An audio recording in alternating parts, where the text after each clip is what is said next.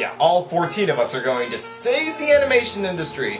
And you know why? Because the animation industry demands that you do something about it. No one else is going to do it.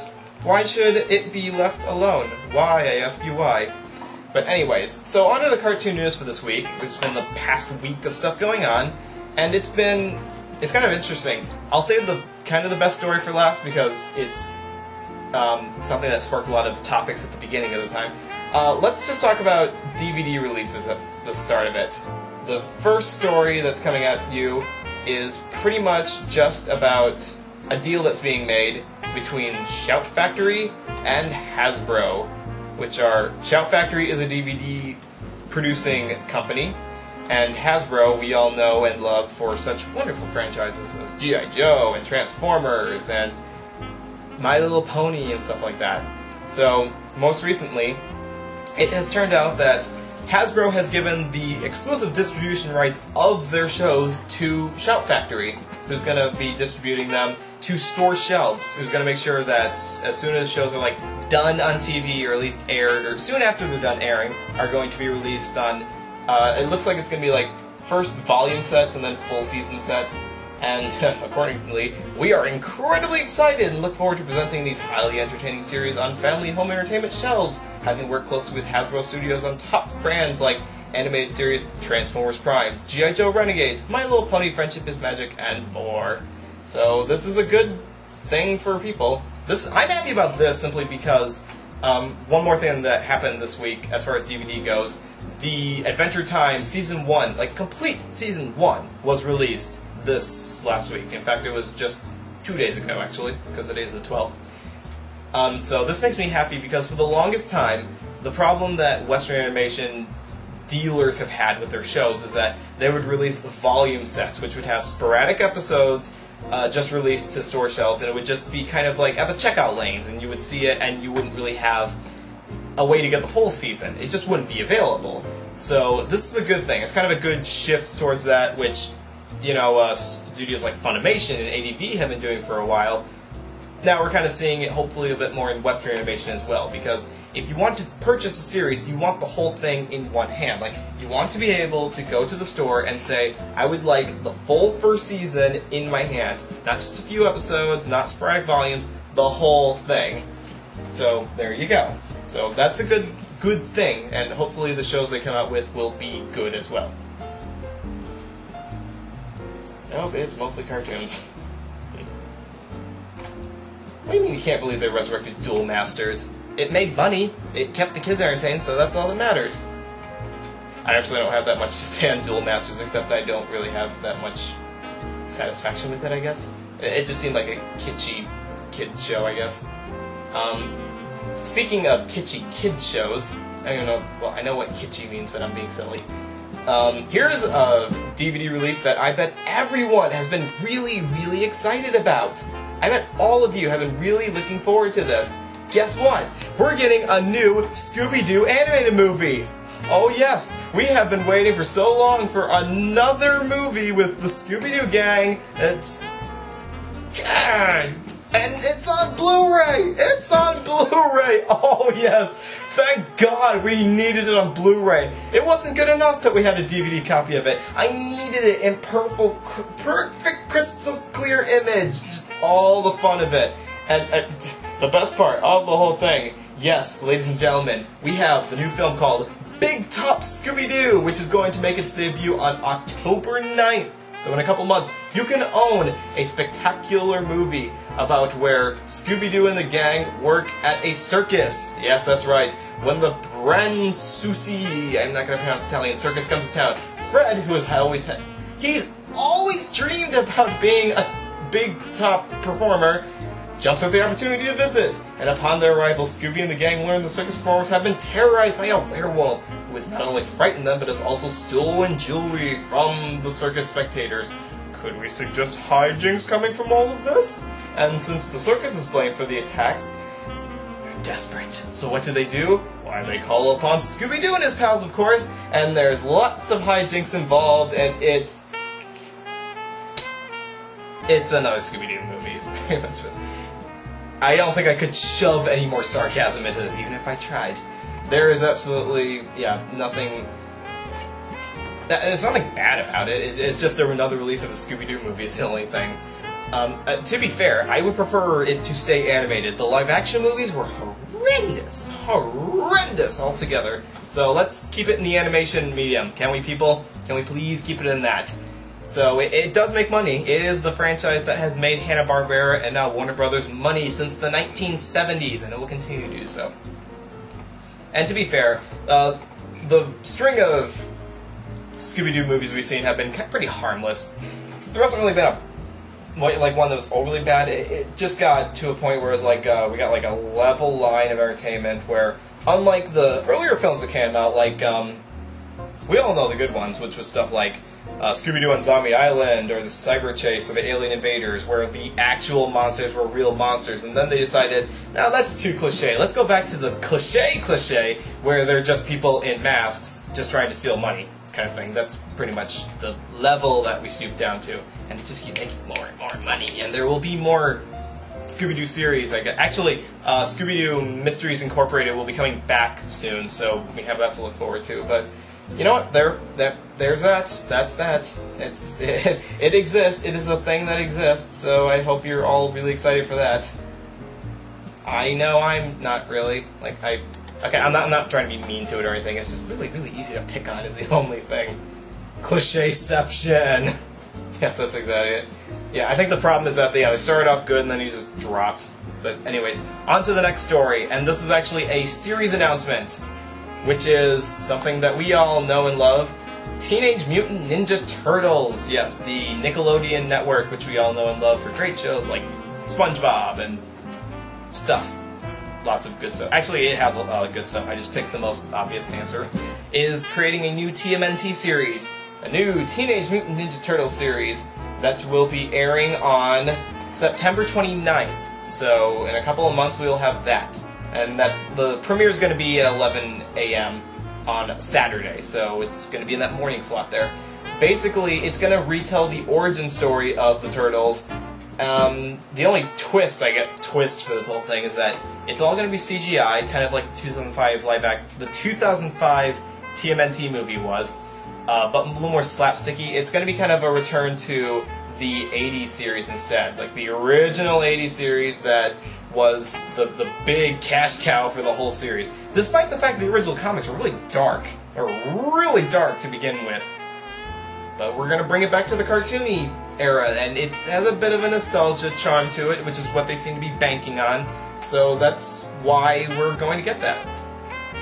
Speaking personally, I did prefer the 2003 version over the 80s version, simply because I kind of like my adventure action shows to be a little more serious, a little more down-to-earth, a little more, maybe not thought-provoking, just more investing, I guess. You get more invested in it when there's a bit more at stake.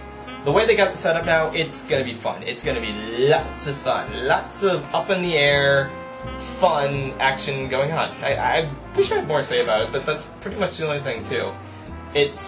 And that's not such a bad thing, because that's a big part of the Turtles' appeal, is that that's what made them popular to begin with. It was kind of a silly premise, enough action to keep everyone entertained, but enough lightheartedness that it was like a party for everyone, man, a real party.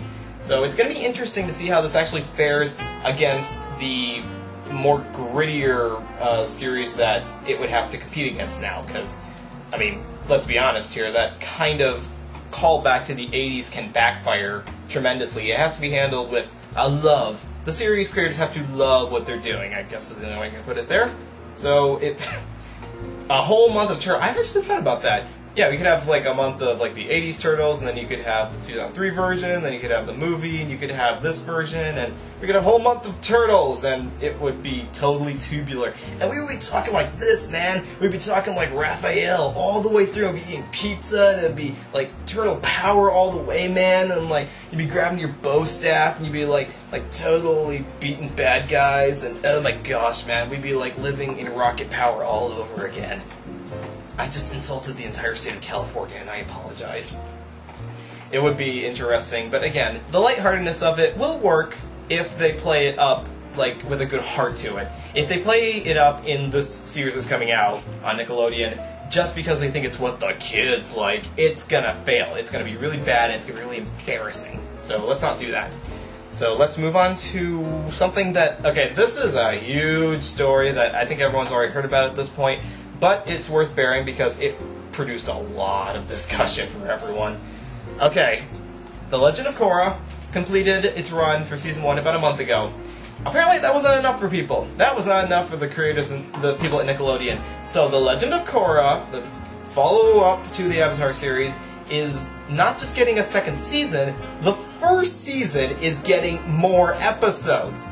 Despite the fact that the first season apparently ended, they're getting 24 additional episodes for the whole first season.